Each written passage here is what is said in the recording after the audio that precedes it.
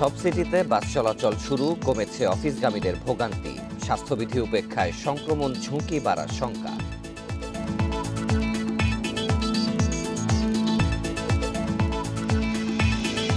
দ্বিতীয় ঢেউয়ে করোনা আক্রান্তদের 2-3 দিনেই লাগছে অক্সিজেন, আইসিইউ। হাসপাতালে যাচ্ছে 20 ভাগ রোগী। ডুবির ঘটনায় অজ্ঞাতনামাদের বিরুদ্ধে মামলা, জানমালের ক্ষতি ও বেপরোয়া গতির অভিযোগ।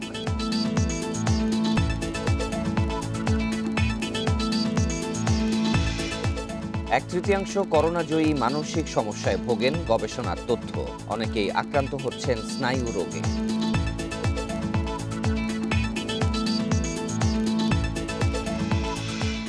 এবং সাদা পোশাকে ব্রাত্য মাহমুদুল্লাহকে শ্রীলঙ্কা সফরে ফেরানোর চিন্তা। সাকিবের শূন্যতায় বিকল্পের খোঁজে বিসিবি।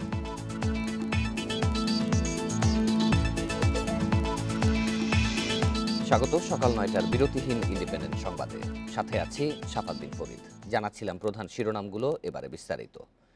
লকডাউনের তৃতীয় দিনে সারা দেশের সব সিটি কর্পোরেশন এলাকায় শুরু হয়েছে বাস চলাচল।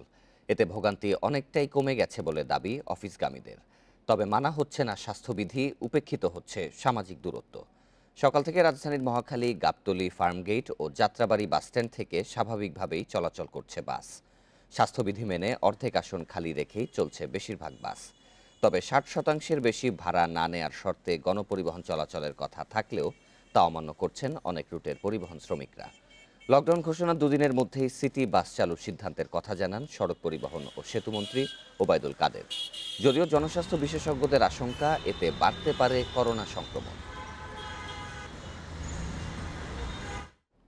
সমস্যার সমাধান হয়েছে, কিন্তু এখানে যা আমাদের ভাড়ার টাকাটা একটু বেশি নিচ্ছে।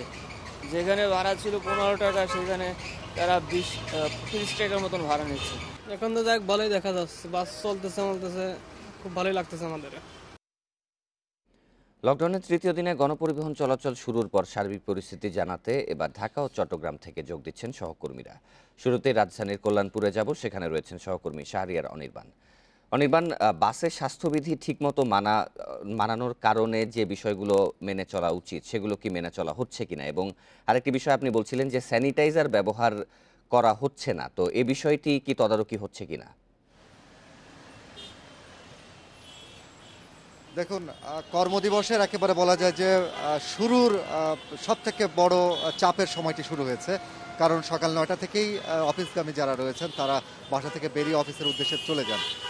কল্যাণপুরের চিত্রটি যদি আপনি দেখেন, অন্যান্য সাধারণ কর্মদিবসের যে চিত্রটি, ঠিক সেই চিত্রটি এখন ফুটে উঠেছে। একদিকে ব্যক্তিগত প্রাইভেট গাড়ি যেগুলো রয়েছে সেই গাড়ির চাপ, সিএনজি, এবং পাশাপাশি আজকে সকাল থেকে শুরু হয়েছে আন্তঃপরিবহন, অর্থাৎ নগরের যে পরিবহন সেবা, বাস সেবা সার্ভিসগুলো। প্রত্যেকটা বাসেই একটি আসন ফাঁকা রেখে যাত্রী তোলা হচ্ছে, কিন্তু যে শর্ত দেওয়া হয়েছিল যাত্রী প্রবেশের সময় হাত স্যানিটাইজার দিয়ে ভালোভাবে পরিষ্কার করে, জীবাণুনাশক দিয়ে পরিষ্কার পরিচ্ছন্ন করে তারপরে যাত্রীদেরকে বাসে তোলার কথা, কিন্তু কোনো বাসেই এই শর্ত পূরণ করছে না বা মানছে না। যদি গণমাধ্যম কর্মী বা গণমাধ্যমের ক্যামেরা দেখলে পারে, তখন তারা এই স্যানিটাইজার স্প্রে তখন বের করে দেখাচ্ছে। এতে যেটা সব থেকে বড় ঝুঁকি যেটা থেকে যাচ্ছে সেটা হচ্ছে মানুষের ভেতরে সংক্রমণের হার বেড়ে যাওয়াটা। কোথাও কোথাও স্যানিটাইজার স্প্রে করা হচ্ছে, সেটা আদৌ স্যানিটাইজার না কি শুধুমাত্র পানি, সেটা নিয়েও বড় রকমের প্রশ্ন দেখা দিয়েছে। তবে যারা অফিসগামী রয়েছেন তাদের জন্য আজকে থেকে একটু সুখের বাতাসই বইছে বলা যায়, কারণ গত দুদিন চরম দুর্ভোগের ভিতরে ছিলেন তারা। আজকে সকাল থেকে গণপরিবহন চালু হওয়ার পর থেকে স্বস্তি ফিরেছে তাদের মধ্যে। এর বাইরে যদি আপনাকে বলি, মাস্ক ব্যবহারের প্রবণতাটা আগের থেকেও বেড়েছে, কিন্তু জনসমাগম অ্যাভয়েড করতে বলা হয়েছে, উপেক্ষা করতে বলা হয়েছে, সেটি কিন্তু মানা হচ্ছে না। যদিও প্রশাসনের পক্ষ থেকে বলা হয়েছিল যে এইসব নজরদারি করার জন্য আইন শৃঙ্খলা বাহিনীর টহল টিম থাকবে, সে আইন শৃঙ্খলা বাহিনীর টহল টিম কিন্তু আমরা গত দুদিন ধরে এবং আজকে পর্যন্ত এখন পর্যন্ত যেটা দেখেছি খুবই ঢিলেঢালা। সাধারণত সকালে 11টা থেকেই এই অভিযানের কার্যক্রমগুলো শুরু করা হয় এবং সেটি দেখা যায় যে খুব বেশিক্ষণ ধরে পরিচালিত হয় না। এবং সব থেকে বেশি দুঃখের যে বিষয়, যেসব এলাকায় অভিযান পরিচালনা করা হয় সেই সব এলাকায় সে থেকে আইন শৃঙ্খলা বাহিনীর সদস্যরা যখন ফিরে যান আগের চিত্রেতে আবার চলে আসেন। যার কারণে সংক্রমণের জন্য, সংক্রমণ বন্ধের জন্য যে লকডাউনটা দেওয়া হয়েছে সেটি সঠিকভাবে যদি ব্যবস্থাপনার ভেতরে না নিয়ে আসা যায়, এর ফল নিয়ে বড় রকমের প্রশ্ন দেখা দিয়েছে। এই ছিল কল্যাণপুর থেকে সর্বশেষ। অনির্বাণ আমাদের সাথেই থাকবেন। এবারে চট্টগ্রামের পরিস্থিতি জানবো, জানাতে যোগ দিচ্ছেন সহকর্মী অনুপম শীল।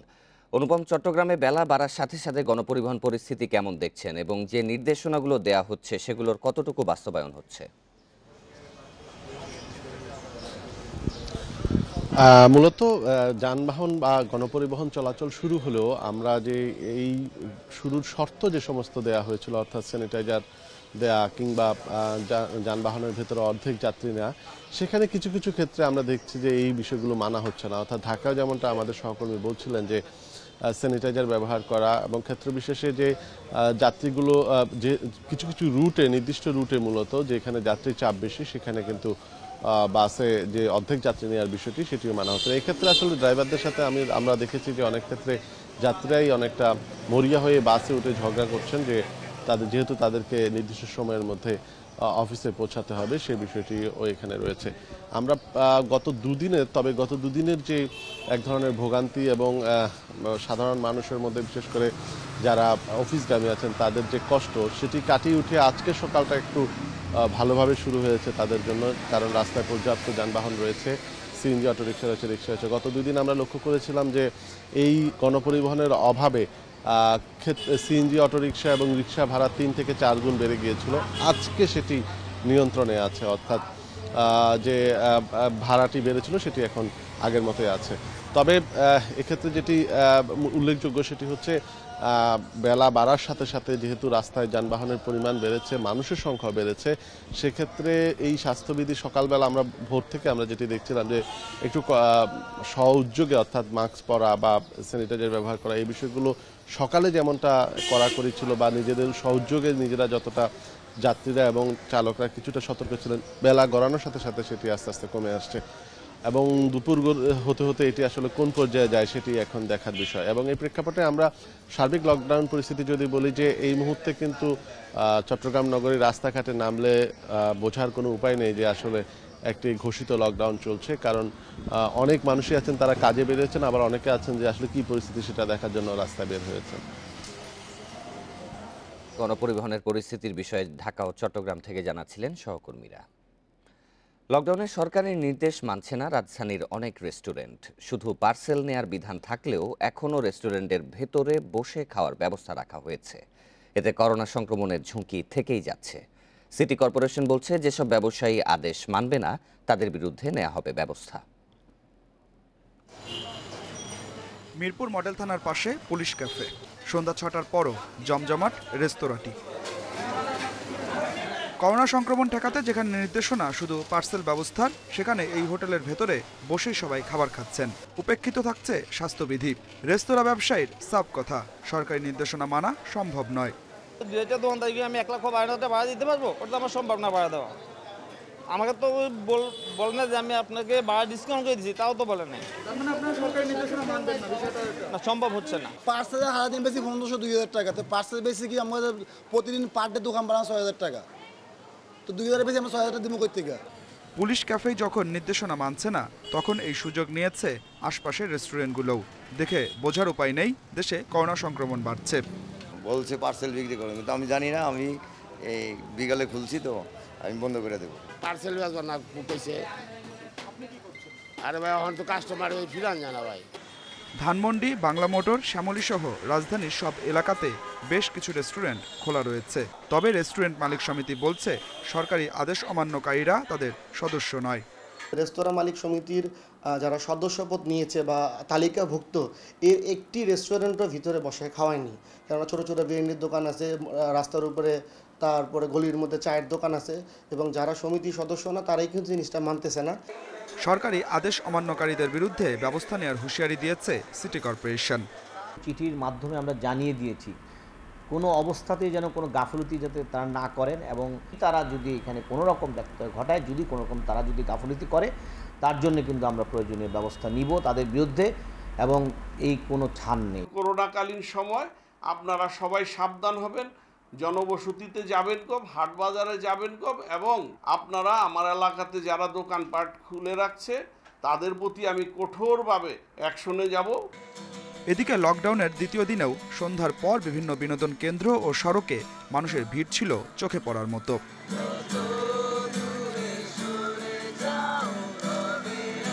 Adilur Rahman, independent news, Dhaka.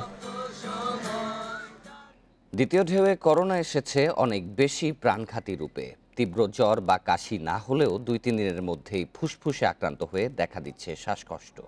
প্রয়োজন পড়ছে অক্সিজেন ও আইসিইউ এর। এবার করোনা আক্রান্ত 20 ভাগ রোগীকেই হাসপাতালে চিকিৎসা নিতে হচ্ছে, যা গত বছর ছিল মাত্র 5 ভাগ। পরিস্থিতি মোকাবিলায় করোনা চিকিৎসার গাইডলাইন সংশোধনের উদ্যোগ নিয়েছে স্বাস্থ্য অধিদপ্তর। রাজধানীতে করোনা চিকিৎসার অন্যতম কেন্দ্র মুগদা মেডিকেল। ভর্তি আছেন 330 রোগী। ফুসফুসে সংক্রমণ ছড়িয়ে পড়ায় এদের 80 ভাগেরই প্রয়োজন হচ্ছে অক্সিজেন, অথচ গত বছর মাত্র 30 ভাগ রোগীকে দিতে হয়েছে অক্সিজেন সাপোর্ট। ঢাকা মেডিকেলে বর্তমানে ভর্তি 682 রোগীর মধ্যে অক্সিজেন লাগছে 592 জন বা শতকরা 86 ভাগ রোগীর। ARDS আমরা বলি অথবা ক্রিটিক্যাল ইলনেস বলি, সেপটিক শক বলি, এইসব কন্ডিশনগুলো গত বছর অনেক বেশি পাওয়া যায় নাই, কিন্তু এখনকার সময় ক্রিটিক্যাল রোগীগুলোতে এইসব রোগীগুলো অনেক বেশি পাওয়া যাচ্ছে, যাদের আইসিইউ ডিমান্ডটা অনেক বেশি, সেটা কিন্তু গত বছর এত বেশি ছিল না। চিকিৎসকেরা বলছেন, নতুন ধরনের করোনা দ্রুত সংক্রমণ ছড়ায়। খুব কম ক্ষেত্রেই তীব্র জ্বর বা কাশি হয়। শুধু ডায়রিয়া ও পেট ব্যথার লক্ষণ নিয়েও শনাক্ত অনেকে, কিন্তু দ্রুত ফুসফুসে ভাইরাস আক্রান্ত হয়ে দেখা দেয় শ্বাসকষ্ট। হঠাৎ করেই কমে যায় অক্সিজেনের মাত্রা, ব্লাড প্রেশার ও প্লাটিলেট। আগে আক্রান্ত হওয়ার 7 দিন পরে জটিলতা দেখা দিলেও এখন 2-3 দিনেই মারাত্মক রূপ নিচ্ছে করোনা। 3-4 দিনের মধ্যেই ভাইরেমিয়া হচ্ছে এবং সরাসরি গিয়ে লাংসকে অ্যাটাক করছে। আর লাংসে যদি আপনার কনসোলিডেশন বা নিউমোনিয়া হয়ে যায়, তাহলে অক্সিজেন নেওয়ার তো ক্যাপাসিটি কমে যাবে। তার মানে মূল উপসর্গটাই এখন হচ্ছে শ্বাসকষ্ট। 20% মতো পেশেন্টের মিনিমাম হসপিটাল অ্যাডমিশন লাগছে।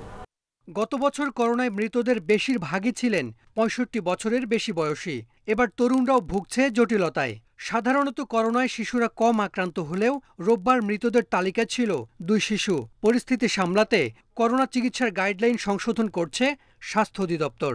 যে গাইডলাইনটির উপরে ভিত্তি করে এতদিন চিকিৎসা প্রদান করা হয়েছে, সেটিকে আমরা হালনাগাদ করার উদ্যোগ গ্রহণ করেছি। আমরা এই সপ্তাহের মধ্যে এটিকে একেবারে আপডেট করে দিব। করোনায় প্রাণ বাঁচাতে সবচেয়ে বড় চিকিৎসা অক্সিজেন। চাহিদার তুলনায় রাজধানীর হাসপাতালগুলোতে কেন্দ্রীয় অক্সিজেন সুবিধা কম। ঢাকার বাইরের অনেক জেলায় এখনও নেই হাইফ্লো অক্সিজেন ব্যবস্থা। Hasan Misbah, independent news, Dhaka. Corona থেকে সেরে ওঠা মানুষদের 1/3 মানসিক রোগে ভুগছেন, এমনটা জানিয়েছে স্বাস্থ্য বিষয়ক জার্নাল ল্যান্সেট সাইকিয়াট্রি।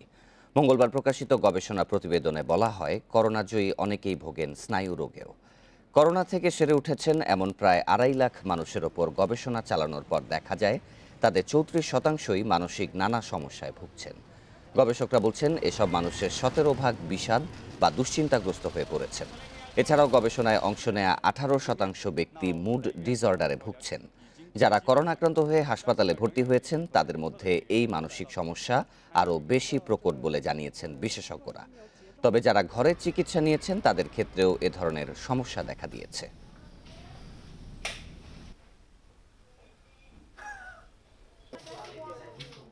দেখছেন সকাল 9টার বিরতিহীন সংবাদ। এরপর অন্যান্য খবরের সাথে আরও যা দেখবেন। সুনামগঞ্জের শাল্লায় সংখ্যালঘুদের বাড়িতে হামলার ঘটনায় ওসি সাময়িক বরখাস্ত, দায়িত্বে অবহেলার অভিযোগ।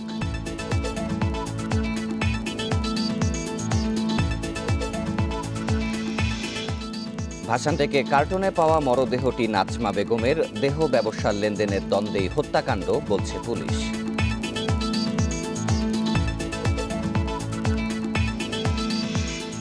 সর্বোচ্চ মৃত্যু, শনাক্ত ও নমুনা পরীক্ষা। করোনা মহামারীর একদিনে 3 রেকর্ড দেখল দেশ। মঙ্গলবার মারা গেছেন এ যাবৎকালের সর্বোচ্চ 66 জন। টানা 3 দিনের মতো শনাক্ত 7,000-এর বেশি। ঘড়িতে তখন বেলা 12টা। তীব্র রোদ মাথায় নিয়ে মুগদা জেনারেল হাসপাতালে করোনা পরীক্ষার অপেক্ষায় 70-এর বেশি মানুষ। সবার শরীরেই করোনার লক্ষণ উপসর্গ। ঢাকার প্রতিটি হাসপাতালেই বেড়েছে করোনা পরীক্ষার ভিড়। এখানে এত মানুষ দাঁড়িয়ে আছে, একটা কাউন্টার, আমার রিকোয়েস্ট থাকবে যেখানে অ্যাটলিস্ট 2টা কাউন্টার হলে এই রোদ্রের মধ্যে অ্যাটলিস্ট এখানে যারা অসুস্থ তারাই কিন্তু আসছে। এখানে অনেক বয়স্ক লোক আছে, মহিলারা আছে। এটা দীর্ঘক্ষণ যদি একজন রোগী যদি 1-1.5 ঘন্টা এই রোদে দাঁড়িয়ে থাকে, হি বিকাম মোর সিক। সোমবার দেশে একদিনে সর্বোচ্চ করোনা পরীক্ষা হয়েছে। 237টি ল্যাবে 34,311 নমুনা পরীক্ষায় শনাক্ত 7,213। শনাক্তের হার 21। দেশে গত 7 দিনেই নতুন করোনা শনাক্ত 45,715 জন, যা জানুয়ারি ফেব্রুয়ারি 2 মাসে মোট শনাক্তের চেয়েও 13,000 বেশি। অনেক আমাদের পেশেন্ট, এবং এগুলো তো আসলে একটা চাপ, চিকিৎসা ব্যবস্থার উপরে যেমন চাপ, পরিবারের উপরও চাপ, দেশের উপরও চাপ। তো এইখানে আসলে আমাদেরকে কিন্তু যেটা বলি আমরা যে ঘরে থাকাটাই সবচেয়ে বুদ্ধিমানের। দেশে করোনায় সর্বোচ্চ 64 জনের মৃত্যু হয়েছিল গত বছরের 30 জুন। সে রেকর্ড ছাপিয়ে সোমবার মারা গেছেন 66 জন। এদের মধ্যে 58 জনের বয়স 50-এর বেশি।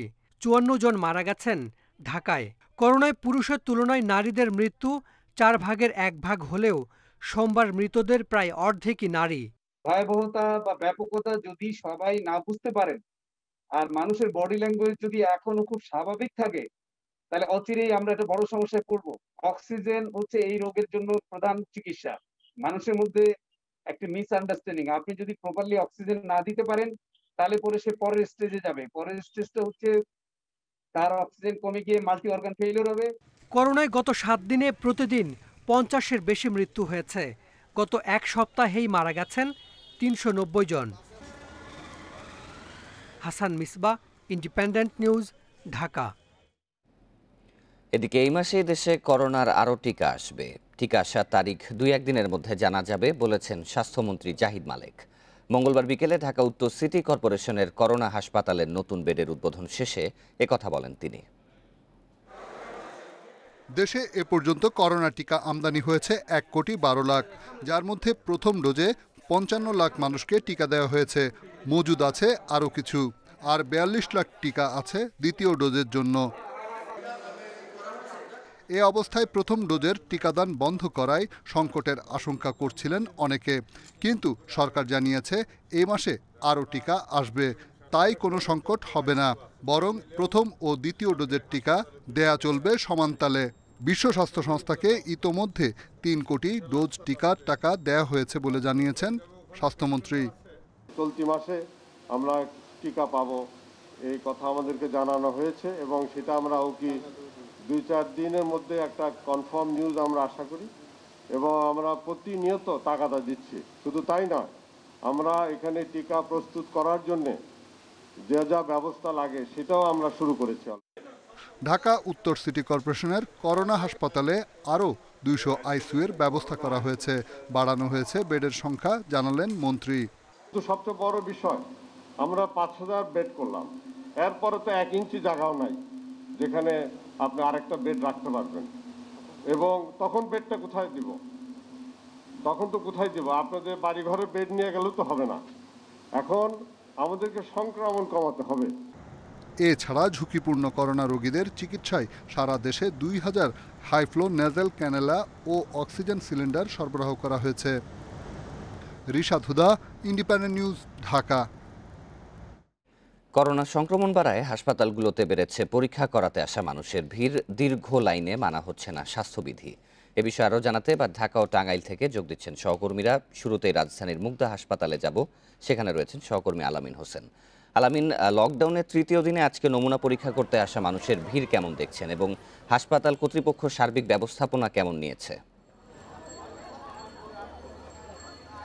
হাসপাতাল কর্তৃপক্ষ এখানকার মুগদা জেনারেল হাসপাতাল মেডিকেল কলেজের পক্ষ থেকে 8 তারিখের পরে তারা ফোনে কিংবা অনলাইনে তাদের নমুনা সংগ্রহের জন্য রেজিস্ট্রেশন করবেন। সেখানে এনআইডি নাম্বার থাকবে, পাশাপাশি সেখানে ফোন নাম্বারদেরকে নিবন্ধনের নোটিশ আমরা পেয়েছি। আপনি নিশ্চয়ই দেখতে পাচ্ছেন, আপনি যেমনটা বলছিলেন যে স্বাস্থ্যবিধির মানা, এখানে কিন্তু দেখেন যেই এটা হচ্ছে কোভিড ডেডিকেটেড হাসপাতাল।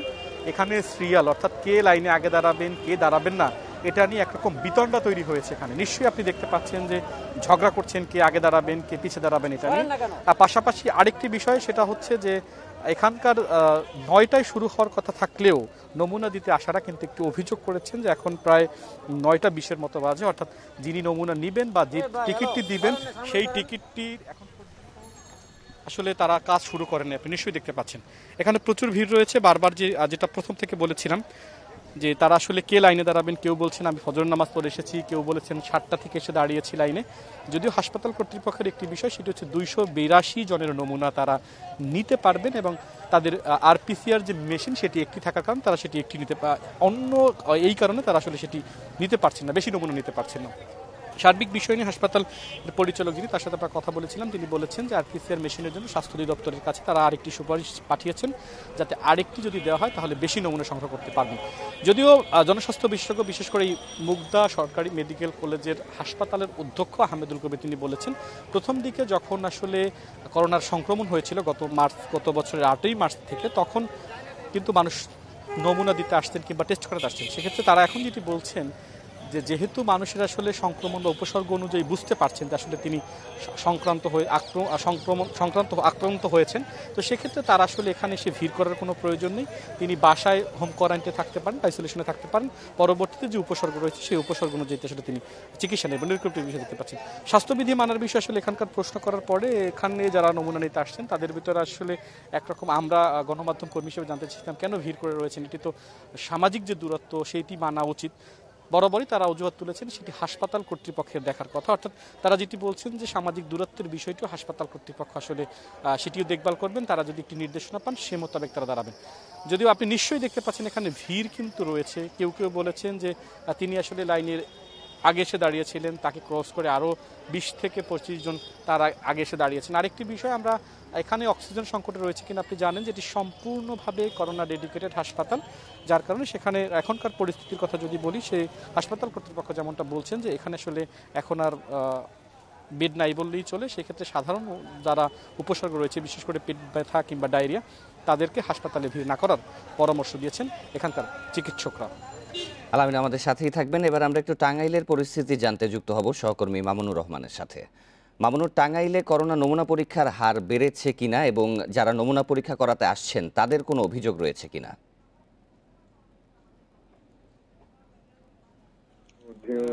আপনি জানেন যে দেশব্যাপী করোনা ভাইরাসের দ্বিতীয় ঢেউয়ের প্রভাব কিন্তু টাঙ্গাইলে পড়েছে। টাঙ্গাইলের ব্যতিক্রম নয়, প্রতিদিনই নতুন নতুন রোগে আক্রান্তের সংখ্যা জেলা স্বাস্থ্য বিভাগ থেকে আমাদের জানানো হচ্ছে। আর যারা নমুনা পরীক্ষা দিতে আসছে তাদের সংখ্যাও কিন্তু অনেকটাই বেড়েছে। টাঙ্গাইলে কিন্তু এখন প্রায় 42 অর্থাৎ 4200-র মতো করোনা রোগী কিন্তু শনাক্ত হয়েছে।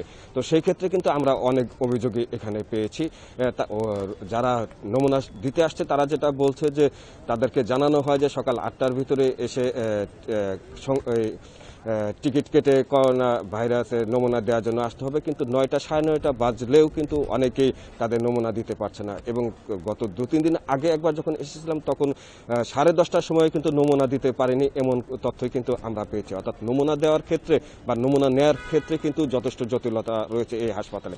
আর এর বাইরে যদি আমি দু একটি তথ্য দিই, যে এই টাঙ্গাইলে কিন্তু এই হাসপাতালটা হচ্ছে 50 শয্যা বিশিষ্ট কোভিড ডেডিকেটেড হাসপাতাল, কিন্তু আশ্চর্যজনকভাবে হলেও সত্যি এই হাসপাতালে এখনো কিন্তু সেন্ট্রাল অক্সিজেন প্ল্যান্টটা স্থাপিত হয়নি। অর্থাৎ করোনা রোগীদের জন্য যেটা খুবই গুরুত্বপূর্ণ নিরবচ্ছিন্ন অক্সিজেন, সেটার ব্যবস্থা কিন্তু নেই। যদিও তারা বলছে যে তাদের কাছে অনেক সিলিন্ডার রয়েছে এবং রোগীদের প্রয়োজন অনুযায়ী তারা সিলিন্ডার থেকে অক্সিজেন সরবরাহ করছে। আর এর বাইরে যে কথাটা হচ্ছে যে 1 বছর পের হয়ে গেলেও এখনো কিন্তু এই জেলাতে একটি আইসিইউ বেডও স্থাপন হয়নি। যদিও গত বছর থেকেই হাসপাতালের তত্ত্বাবধায়ক বা জেলা সিভিল সার্জন সহ স্বাস্থ্য বিভাগের ঊর্ধ্বতন কর্মকর্তারা আমাদেরকে জানিয়েছিলেন যে খুব দ্রুতই এখানে আইসিইউ স্থাপন করা হবে, কিন্তু সেই আইসিইউ কিন্তু অদ্যাবধি স্থাপিত হয়নি। যদিও আমরা জানতে পেরেছি যে 10টি আইসিইউ বেড এসেছে, কিন্তু সেটা কবে নাগাদ চালু হবে সে বিষয়ে কোনো তথ্য নেই। অর্থাৎ এই করোনা আক্রান্ত রোগী এবং যারা নমুনা দিতে আসে তাদের কিন্তু বেশ কিছু অভিযোগ রয়েছে চিকিৎসা সেবা দেওয়ার ক্ষেত্রে। এই হচ্ছে আমার কাছে টাঙ্গাইলের সর্বশেষ পরিস্থিতি। ঢাকা ও টাঙ্গাইল থেকে করোনা নমুনা পরীক্ষার সর্বশেষ তথ্য জানাচ্ছিলেন সহকর্মীরা।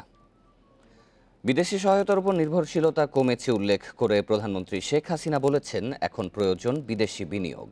বাংলাদেশ ও যুক্তরাষ্ট্রের মধ্যে বাণিজ্য সম্প্রসারণে পর্যাপ্ত নীতি সহায়তা পাওয়া জরুরি বলেও মন্তব্য করেন তিনি। একই সঙ্গে যুক্তরাষ্ট্রের ব্যবসায়ীদের জন্য একটি বিশেষ অর্থনৈতিক অঞ্চল এবং একটি হাইটেক পার্ক নির্মাণের ঘোষণাও দেন। বাংলাদেশ ও যুক্তরাষ্ট্রের শীর্ষ ব্যবসায়ীদের নিয়ে গড়ে উঠেছে ইউএস বাংলাদেশ বিজনেস কাউন্সিল। মঙ্গলবার ভার্চুয়ালি উদ্বোধনকালে এক ভিডিও বার্তায় প্রধানমন্ত্রী বলেন, গত ফেব্রুয়ারিতে বাংলাদেশ স্বল্পোন্নত দেশ থেকে উন্নয়নশীল দেশে উত্তরণের চূড়ান্ত সুপারিশ পেয়েছে। Bangladesh received the final recommendation of the UN in February last to graduate from the LDCs. গত ফেব্রুয়ারিতে বাংলাদেশ নিম্ন আয়ের দেশ থেকে উত্তরণের বিষয়ে জাতিসংঘের চূড়ান্ত অনুমোদন পেয়েছে। বাংলাদেশ এখন উচ্চ আয়ের এবং উন্নত দেশ হওয়ার দিকে এগিয়ে যাচ্ছে। And prosperous country by 2041. প্রধানমন্ত্রী বলেন, দুই দেশের বাণিজ্য সম্প্রসারণে পর্যাপ্ত নীতি সহায়তা পাওয়া উচিত। It is important that both the countries provide adequate policy support to দ্বিপাক্ষিক বাণিজ্য আরও সম্প্রসারণ করার জন্য উভয় দেশেরই পর্যাপ্ত নীতি সহায়তা দেওয়াটা গুরুত্বপূর্ণ। বৈদেশিক সাহায্যের জন্য বাংলাদেশের নির্ভরশীলতা উল্লেখযোগ্য হারে কমেছে। তাই বাংলাদেশ লাখ লাখ যুবকের কর্মসংস্থানের জন্য সরাসরি বৈদেশিক বিনিয়োগের প্রয়োজন বৃদ্ধি পেয়েছে। অভ্যন্তরীণ ও আঞ্চলিক মিলিয়ে প্রায় 4 বিলিয়ন মানুষের এই বাজারে যুক্তরাষ্ট্রের বিনিয়োগকারীদের বিনিয়োগের আহ্বান জানান প্রধানমন্ত্রী। বাংলাদেশের ব্যাপক অর্থনৈতিক উন্নয়নের কারণে অভ্যন্তরীণ বাজার দ্রুত বাড়ছে এবং বিশাল আঞ্চলিক বাজারের সঙ্গে কানেক্টিভিটি বাড়ছে। এই অঞ্চলের প্রায় 4 বিলিয়ন মানুষের এই বাজার যুক্তরাষ্ট্রের বিনিয়োগকারীদের জন্য লাভজনক। বিজনেস কাউন্সিল দুই দেশের অর্থনৈতিক অংশীদারিত্ব বাড়াবে উল্লেখ করে শেখ হাসিনা বলেন, এটা প্রমাণ করে বাংলাদেশে বিনিয়োগে যুক্তরাষ্ট্রের আগ্রহ বাড়ছে। কাজী শামীম হাসান, ইন্ডিপেন্ডেন্ট নিউজ, ঢাকা। নারায়ণগঞ্জের শীতলক্ষ্যা নদীতে লঞ্চ ডুবির ঘটনায় জানমালের ক্ষতি ও বেপরোয়া গতিতে জাহাজ চালানোর অভিযোগে একটি মামলা দায়ের হয়েছে। অজ্ঞাতনামা কয়েকজনকে আসামি করে বন্দর থানায় মামলাটি দায়ের করে বিআইডব্লিউটিএ। বন্দর থানার ভারপ্রাপ্ত কর্মকর্তা জানান, লঞ্চ ডুবিতে প্রাণহানি ও ক্ষয়ক্ষতির ঘটনায় মঙ্গলবার রাতে বিআইডব্লিউটিএর উপপরিচালক বাবুলাল বদ্দ বাদী হয়ে মামলাটি দায়ের করেছে। গত রোববার বিকেলে বেপরোয়া গতির একটি কার্গো জাহাজের ধাক্কায় শীতলক্ষ্যার কয়লা ঘাটে অর্ধশতাধিক যাত্রী নিয়ে ডুবে যায় একটি লঞ্চ। এতে অন্তত 34 জনের মৃত্যু হয়।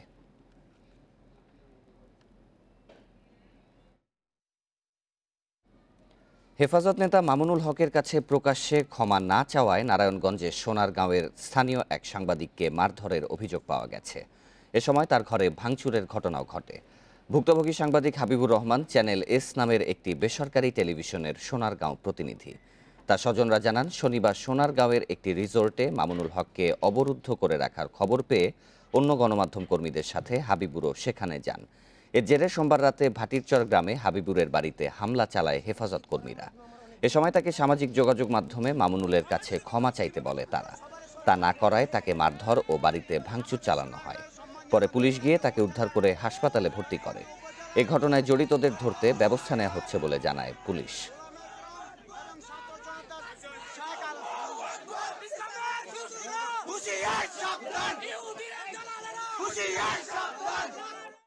সুনামগঞ্জের শাল্লায় সংখ্যালঘুদের বাড়িঘরে হামলা ও লুটপাটের ঘটনায় দায়িত্বে অবহেলার দায়ে শাল্লা থানার ওসি নাজমুল হককে সাময়িক বরখাস্ত করা হয়েছে। একই সঙ্গে দিরাই থানার ওসি আশরাফুল ইসলামকে মৌলভীবাজার বদলি করা হয়েছে। সুনামগঞ্জের অতিরিক্ত পুলিশ সুপার শাহাবুদ্দিন পাঠান বিষয়টি নিশ্চিত করেছেন। তিনি জানান, প্রাথমিক তদন্তে নোয়াগাঁও গ্রামে সংখ্যালঘুদের বাড়িঘর ভাঙচুরের ঘটনায় শাল্লা ও দিরাই থানার ওসির দায়িত্বে অবহেলার প্রমাণ পাওয়া গেছে। তাই ঊর্ধ্বতন কর্তৃপক্ষের নির্দেশে তাদের বিরুদ্ধে শাস্তিমূলক ব্যবস্থা নেওয়া হয়েছে। গত 17 মার্চ সংখ্যালঘুদের বাড়িতে হামলার ঘটনায় 50 জনের নাম উল্লেখ করে অজ্ঞাত 1,500 জনের নামে 2টি মামলা হয়েছে। এখন পর্যন্ত 40 জনকে গ্রেপ্তার করা হয়েছে।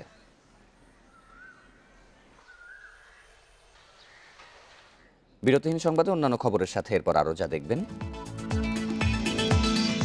বিশ্বে করোনা একদিনে 11,500-এর বেশি মৃত্যু, শুধু ব্রাজিলেই 4,200।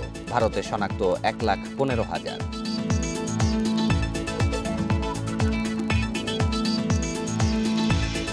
এবং চ্যাম্পিয়ন্স লিগে লিভারপুলের বিপক্ষে রিয়াল মাদ্রিদের দাপুটে জয়, ডর্টমুন্ডকে 2-1 গোলে হারালো ম্যান সিটি।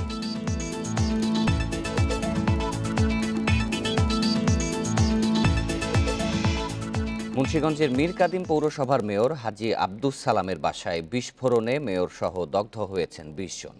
তাদের মধ্যে 11 জনকে ঢাকার শেখ হাসিনা বার্ন ইনস্টিটিউটে চিকিৎসা দেওয়া হচ্ছে। এদের মধ্যে মেয়রের স্ত্রী কানন বেগমের অবস্থা আশঙ্কাজনক। দগ্ধদের সাথে আসা স্বজন ও প্রত্যক্ষদর্শীরা এই বিস্ফোরণকে পরিকল্পিত বলে অভিযোগ করেছেন। পুলিশ বলছে ঘটনা তদন্তের পরই জানা যাবে আসল কারণ। মঙ্গলবার রাত ৯টা মেয়রের বাসায় কাউন্সিলরদের সঙ্গে বৈঠকের সময় হঠাৎই বিকট শব্দ। বিস্ফোরণে পুড়ে যায় বেশ কয়েকটি কক্ষ।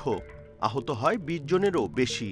আহতদের মধ্যে মেয়রের স্ত্রী কানন বেগম, প্যানেল মেয়র রহিম বাদশা, কাউন্সিলর আওলাদ হোসেন, পৌরসভার সচিব সিদ্দিকুর রহমান রয়েছেন। রহস্যজনক এ বিস্ফোরণে কেউ কিছু বুঝে ওঠার আগেই আগুন ছড়িয়ে পড়ে চারিদিকে। শুরু হয় দিকবিদিক ছোটাছুটি। তবে কেউই বলতে পারছেন না কিভাবে হলো এ বিস্ফোরণ।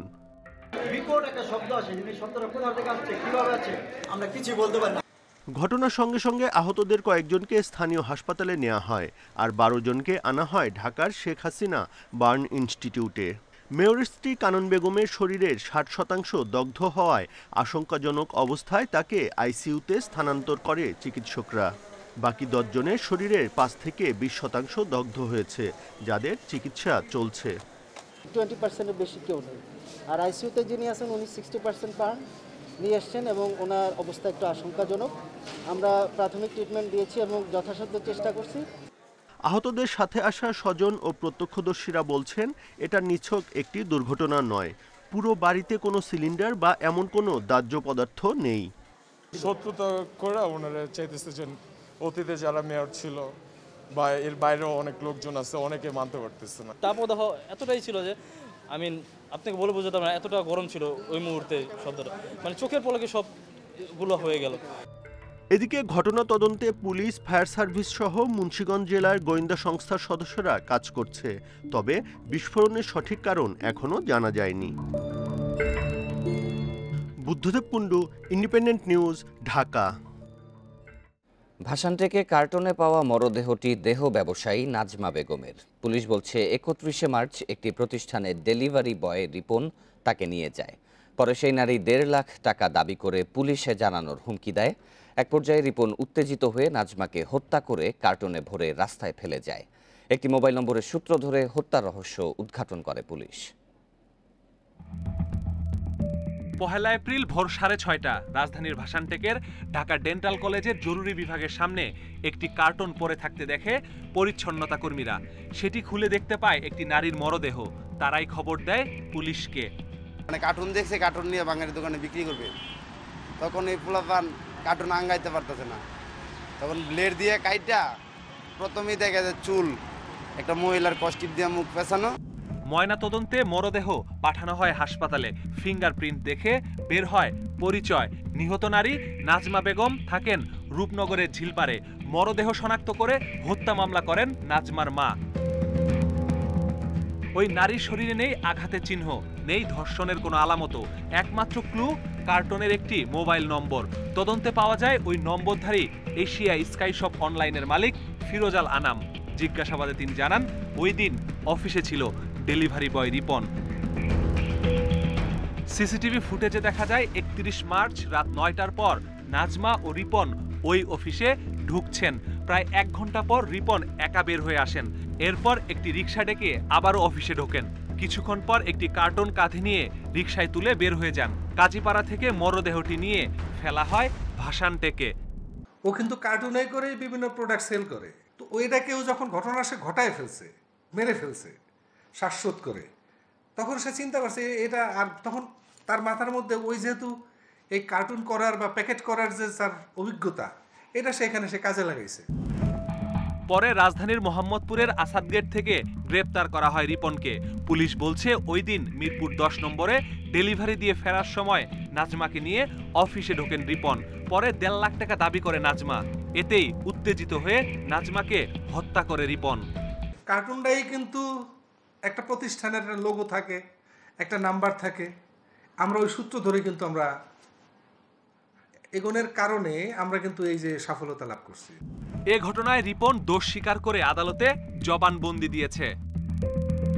Masudur Rahman, independent news, Dhaka. শ্বাসরোধে ঝিলিককে হত্যা করে হাতির ঝিলে দুর্ঘটনার নাটক সাজানোর চেষ্টা করেছেন মিশু, এমন ধারণা করছে পুলিশ। বলছে অনেকদিন ধরেই দুজনের মধ্যে কলহ চলছিল। সাকিবও ছিলেন মাদকাসক্ত। প্রায় ঝিলিকের ওপর শারীরিক ও মানসিক নির্যাতন চালাতেন তিনি।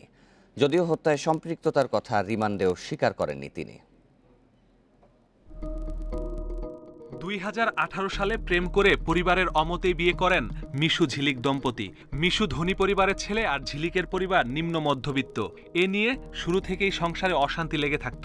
তার ওপর মিশু মাদকাসক্ত, সে প্রায় নির্যাতন করত ঝিলিককে। 3 এপ্রিল মিশুর নির্যাতনেই ঝিলিকের মৃত্যু হয়েছে বলে ধারণা পুলিশের। মিশুর গুলশানের বাসার সিসিটিভি ক্যামেরার ফুটেজে দেখা যায় 4 জন একসাথে বাসা থেকে নামাচ্ছেন নিহত ঝিলিককে। পেছনে ছিলেন মিশু। ময়নাতদন্তে হত্যার আলামত পেয়ে গ্রেপ্তার করা হয় মিশু ও তার মা বাবাকে। ম্যাডাম ডাকছে, ছেলের বউ অসুস্থ, তাকে আপনার নামাই দিয়ে গাড়িতে উঠাই দেন, হসপিটাল নেবে। আমরা আসলে ব্যাপারটা বুঝতে পারি নাই, যেমন তাদের ভিতরে যে গন্ডগোল হয়েছে বা মারামারি হয়েছে। মিশুকে সোমবার 3 দিনের রিমান্ডে পাঠায় আদালত। তার ভাই ভাবিকেও নজরদারিতে রাখা হয়েছে। মিশুর বাসার 2 কেয়ারটেকার ও গৃহকর্মী আদালতে জবানবন্দি দিয়েছেন। মিশুকেও জিজ্ঞাসাবাদ করা হচ্ছে। পুলিশ বলছে রাজধানীর হাতিরঝিলের দেয়ালে প্রাইভেট কারের ধাক্কা লাগা ছিল নাটক। পরিবারের বেশ কিছু বিষয়, তাদের মধ্যে পারিবারিক অশান্তি, তাদের মধ্যে কলহ, দ্বন্দ্ব এবং বিভিন্ন ধরনের দ্বন্দ্ব আমরা লক্ষ্য করতে পারি এবং হয়তো তারই কোনো একটা, আমি বলবো যে চরম উত্তেজনাকর মুহূর্তে হয়তো সেই ঝিলিক তার হত্যাকাণ্ড হয়ে থাকতে পারে। ঘটনার সুষ্ঠু তদন্ত করে দৃষ্টান্তমূলক শাস্তির দাবি পরিবারের। দৃষ্টান্তমূলক বিচার হোক, জানি দ্বিতীয় কারো বাসায় বা দ্বিতীয় কারো ঘরে কারো সন্তান কারো বোন না যায়। পুলিশ বলছে ময়নাতদন্ত রিপোর্ট পেলেই মামলার তদন্ত শেষ করতে পারবে। Masudur Rahman, independent news, Dhaka. যুক্তরাষ্ট্রের টেক্সাসে 6 জনের মৃত্যুতে পাবনায় তাদের গ্রামের বাড়িতে চলছে শোকের মাতম। স্বজনদের সান্ত্বনা দিতে দোহার পাড়ায় ছুটে যাচ্ছেন অনেকেই। ঘটনা সুষ্ঠু তদন্তের পাশাপাশি মরদেহ দেশে দ্রুত আনার দাবি স্বজনদের। দীর্ঘ 30 বছর ধরে সপরিবারে যুক্তরাষ্ট্রে বসবাস তৌহিদুল ইসলামের। স্ত্রী আইরিন, ছেলে তানভীর ও যমজ ভাইবোন ফারহান ও ফারবিনকে নিয়ে সুখেই কাটছিল দিন। সঙ্গে ছিলেন তৌহিদুলের শাশুড়ি আলতাফুন্নেসাও। কিন্তু কে ভেবেছিল একসাথে পুরো পরিবারেই নির্মম মৃত্যুর শিকার হবে? তাদের মৃত্যুর খবরে শোকের মাতম চলছে পাবনার দোহার পাড়ায়। কোনোভাবেই এই মৃত্যু মেনে নিতে পারছেন না স্বজনরা। দেশে দ্রুত মরদেহ ফিরিয়ে আনার দাবি তাদের। 2 তারিখ রাতেই আমাদের কথা হয়েছে, মা আসবে, তার লাগেজ টাগেজ সব কিছু রেডি হয়ে আছে। সবাই ভালো, ছেলে মেয়ে বাবা মার মধ্যে কোনো বিরোধ কিছু নাই। তার মরদেহ আমরা দাফন করতে পারি, এই সরকারের কাছে আকুল আবেদন। সোমবার টেক্সাসের অ্যালন শহরের বাড়ি থেকে তৌহিদুল ইসলাম সহ পরিবারের 6 জনের মরদেহ উদ্ধার করে দেশটির পুলিশ। Independent news desk. কিশোরগঞ্জে কালবৈশাখী তাণ্ডবে কয়েক হাজার হেক্টর জমির বোরো ধান ক্ষতিগ্রস্ত হয়েছে।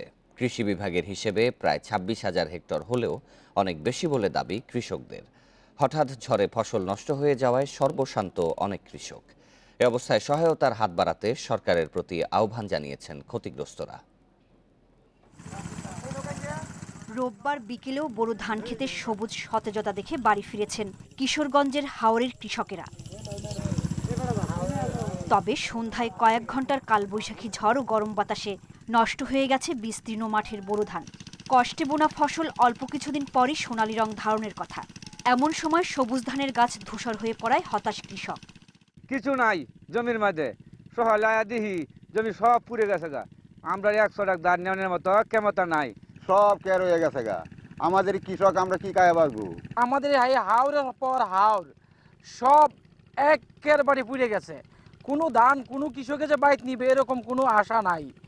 কৃষি বিভাগের তথ্য মতে পরাগায়ন পর্যায়ে 35 ডিগ্রির বেশি তাপমাত্রা হলেই নষ্ট হয়ে যায় ধান। ঝড়ের সময় অতিরিক্ত তাপমাত্রায় প্রচণ্ড বেগে বাতাস বয়ে যাওয়ায় জেলার 13টি উপজেলায় 25,895 হেক্টর জমির ধান নষ্ট হয়ে গেছে। ক্ষতির পরিমাণ আরও বাড়তে পারে জানিয়েছে জেলা কৃষি অফিস। শুষ্ক বাতাসের কারণে, ঘূর্ণিঝড়ের কারণে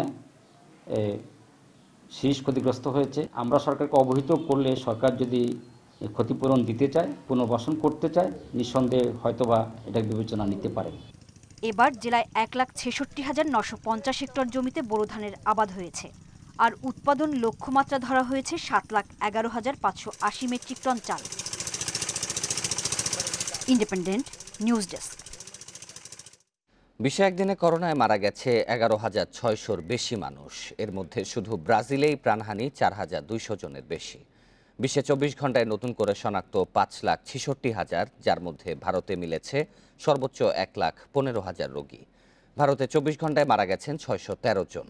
এ নিয়ে বিশ্বে করোনায় মোট প্রাণহানি ছাড়ালো 28,85,000, আক্রান্ত 13,30,00,000-এর বেশি। সবচেয়ে বেশি মৃত্যুর পাশাপাশি ব্রাজিলে একদিনে নতুন করে শনাক্ত হয়েছে 82,000। যুক্তরাষ্ট্রে একদিনে মারা গেছেন 889 জন। নিউ ইয়র্কে তরুণ রোগীর সংখ্যা বাড়ছে বলে জানিয়েছে দেশটির স্বাস্থ্য বিভাগ। আর্জেন্টিনায় শুরু হয়েছে করোনার দ্বিতীয় দফার সংক্রমণ, তবে পরিস্থিতির উন্নতি হওয়ায় 1 বছরের বেশি সময় বন্ধ থাকার পর স্কুল কলেজ খুলেছে এল সালভাদোর।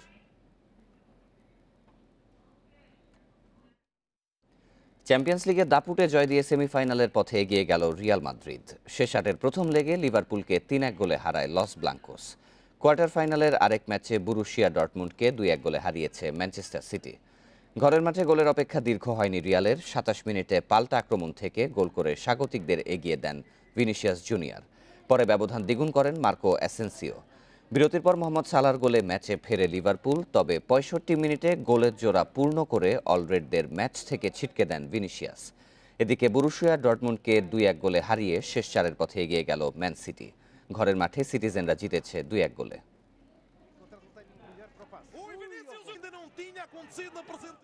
এদিকে চ্যাম্পিয়ন্স লিগে গতবারে 2 ফাইনালিস্ট বায়ার্ন মিউনিখ ও পিএসজি এবার শেষ 8-এ মুখোমুখি। প্রথম লেগ বায়ার্নের মাঠে, অন্যদিকে এফসি পোর্টোর চ্যালেঞ্জ নেবে চেলসি। দুটি ম্যাচই শুরু বাংলাদেশ সময় রাত 1টায়। চোটের কারণে আক্রমণ ভাগের মূল তারকা রবার্ট লেভানডস্কিকে এই ম্যাচে পাবে না বায়ার্ন। শেষ সময়ে এসে করোনাক্রান্ত জিনাব্রিকে না পাওয়ার খবর বড় ধাক্কা তাদের জন্য। এ কারণে ফরওয়ার্ডে বাড়তি দায়িত্ব থাকবে মুলারের ওপর। অন্যদিকে নেইমারকে ফিরে পেয়েছে পিএসজি। লিগে সাম্প্রতিক পারফরমেন্স ভালো না হলেও বড় মঞ্চে এমবাপে নেইমার জুটির ওপর নির্ভর করছে পিএসজির সাফল্য। লিসবনের ফাইনালে 1 গোলের হারের প্রতিশোধের সুযোগ নেইমারদের সামনে।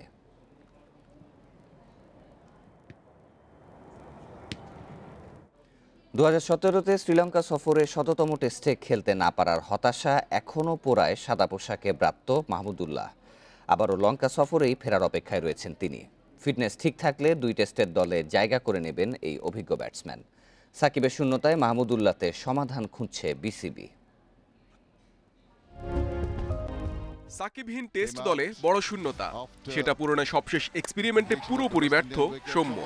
উইন্ডিজ থাকা মাহমুদুল্লাহ রিয়াদকে সাদা পোশাকে ফেরানোর বার্তা দিয়েছে আগেই। দেখেন, আমি আপনাকে বলি, যখন নাকি সাকিব শুনলাম ইনজুয়ার্ড, তখন ওখানটায় একটা রিপ্লেসমেন্ট লাগবে। তখন ওখানে এক এক করে অনেকগুলো নাম বলা হয়েছিল, 4টা না 5টা। একটা ছিল মাহমুদুল্লাহ রিয়াদ নাম্বার 1। কিন্তু মাহমুদুল্লাহর গত 4 টেস্টের পরিসংখ্যানে তো আস্থা হারিয়েছিল ম্যানেজমেন্ট। ভারত পাকিস্তানে তার নড়বড়ে ব্যাটিং ভিন্নভাবে ভাবতে বাধ্য করে কোচিং স্টাফকে। বাদ পড়েন ডমিঙ্গোর পরিকল্পনা থেকে। আবারও ফিরতে যাচ্ছেন টেস্ট দলে, এমন এক সফরে যেখানে লাল বলের সিরিজে সবশেষ অভিজ্ঞতায় তিক্ততায় ভরা। 2017-তে গল টেস্ট খেলে বাদ পড়েন মাহমুদুল্লাহ। 100তম টেস্টের জন্য তাকে ছেটে ফেলেন হাতুরু সিং।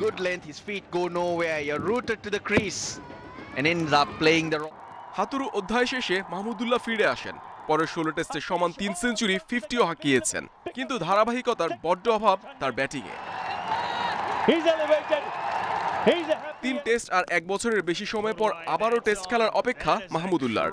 নিউজিল্যান্ড থেকে চোট বয়ে এনেছেন, ফিটনেসই এখন চিন্তার কারণ। তাছাড়া ম্যানেজমেন্ট অভিজ্ঞ সদস্যে আস্থা রাখতে চায়। Muhammad Nazim, independent news. এদিকে শ্রীলঙ্কা সফরে টিম লিডার খালেদ মাহমুদ সুজন। সাম্প্রতিক সময়ে দলের মধ্যে অস্থিরতা বাড়ায় সুজনেই শরণাপন্ন বিসিবি। দলের সাথে এর আগে কাজ করার অভিজ্ঞতায় এবারও ক্রিকেটারদের এক সূত্রে গাঁথার চ্যালেঞ্জ নিচ্ছেন সাবেক এই অধিনায়ক। তার বিশ্বাস সফরে ভালো করবে তামিম মুমিনুলরা। পড়া দারুণ, ম্যানেজার হিসেবেও সফল তিনি। অন্তর্বর্তী কোচিংয়ে ব্যর্থতা আর গণমাধ্যমে তীব্র সমালোচনা খালেদ মাহমুদ সুজনকে জাতীয় দল থেকে দূরে রেখেছিল, কিন্তু বিসিবি সভাপতি তাকে চান।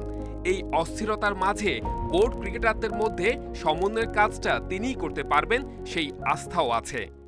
কেউ হয় খালেদ মাহমুদ সুজন অথবা দুর্জয়, কেউ না কেউ যাবে, মানে এখন থেকে যাতে এবং এরা থাকবে, টিমের সাথে থাকবে, সেই সুবিধাটা হবে যাতে কোনো কমিউনিকেশন গ্যাপ আর না হয়। বোর্ড প্রধানের চাওয়া মতে আবারও টিম বাংলাদেশের সাথে যুক্ত হচ্ছেন সুজন। শ্রীলঙ্কা সফরে টিম লিডার তিনি। সুতরাং যখনই টেস্ট ম্যাচ আসে তখনই মনে হয় কীভাবে আমরা ভালো করতে পারি, জিততে পারি। হয়তোবা আমি ম্যানেজমেন্টে বলতে গেলে আমি ক্রিকেটিং কোনো পার্টনার টেকনিক্যাল হয়তোবা এই ট্যুরে বা খেলবও না, বাট তারপরে ম্যানেজার হিসেবে আমি যতটুকু আমার সাপোর্ট করা যায় সেটা যেমন এর আগেও করেছি সেভাবে চেষ্টা করবো আসলে। যদিও নতুন মানুষ রাসেল ডোমিঙ্গো, কারণ এর আগে আমি চান্দির সাথেই বেশি কাজ করেছি, ডোমিঙ্গোর সাথে আমার এরকম কাজ করা হয় না, প্রথম ট্যুর হবে, দেখা যাক। রঙিন পোশাকে গত শ্রীলঙ্কা সফর ছিল হতাশার, কিন্তু টেস্টের চ্যালেঞ্জে সবশেষ লঙ্কা সিরিজের স্মৃতি মনে রাখার মতো। কলম্বোতে ১৭তম টেস্ট জয় টাইগার ক্রিকেটের বড় প্রাপ্তি। ওই অভিজ্ঞতা এবারে সাহস যোগাবে বিশ্বাস সুজনের। দেশের মাটিতে 2টা সিরিজ আমরা পারিনি, আফগানিস্তান ওয়েস্ট ইন্ডিজ হেরেছি, বাট আমরা কিন্তু ওয়েস্ট ইন্ডিজের সাথে ফার্স্ট টেস্ট ম্যাচে অবশ্যই জেতা ম্যাচে আমরা হেরে গেছি। অথবা আমাদের ছোটোখাটো ভুল টুটি ছিল, এগুলো কাটিয়ে উঠে চাবো যে শ্রীলঙ্কায় গিয়ে আমরা বেস্ট ক্রিকেটটা খেলতে। এবং আমি মনে করি বাংলাদেশ যখন ভালো খেলে তখন কিন্তু যদি আমরা টেস্ট ভালো খেলি, আমাদের যদি অ্যাবিলিটি থাকে, যদিও তাহলে আমাদের অ্যাবিলিটি আছে এই দলটা ম্যাচ জিতার। সুতরাং সেই হিসাব করেই তো যেতে হবে, সেই চিন্তা নিয়ে যেতে হবে, সেই পজিটিভ ফ্রেম অফ মাইন্ড নিয়ে আমরা যাবো ইনশাল্লাহ। দল ঘোষণা বুধবার। বাংলাদেশ শ্রীলঙ্কা যাবে 12 এপ্রিল। সেখানে 3 দিনের কোয়ারেন্টাইন শেষে নামবে মাঠের অনুশীলনে। Saiful Majumdar, independent news. বিরতিহীন সংবাদ শেষ করব, তবে তার আগে শিরোনামগুলো আরও একবার। সব সিটিতে বাস চলাচল শুরু, কমেছে অফিসগামীদের ভোগান্তি, স্বাস্থ্যবিধি উপেক্ষায় সংক্রমণ ঝুঁকি বাড়ার শঙ্কা।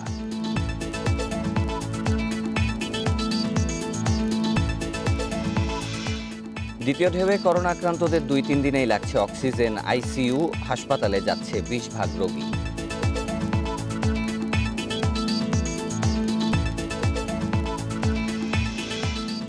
শীতলক্ষ্যায় লঞ্চডুবির ঘটনায় অজ্ঞাতনামাদের বিরুদ্ধে মামলা, জানমালের ক্ষতি ও বেপরোয়া গতির অভিযোগ।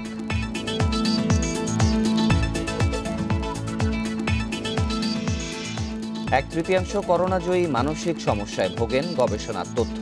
অনেকেই আক্রান্ত হচ্ছেন স্নায়ু রোগে।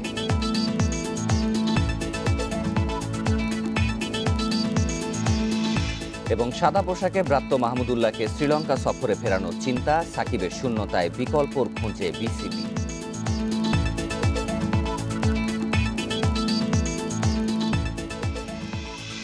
আর এই ছিল সকাল 9টার বিরতিহীন সংবাদে। ইন্ডিপেন্ডেন্ট টেলিভিশনের সব খবর আরও বিস্তারিত জানতে চোখ রাখুন ফেসবুক, ইউটিউব এবং টুইটারে।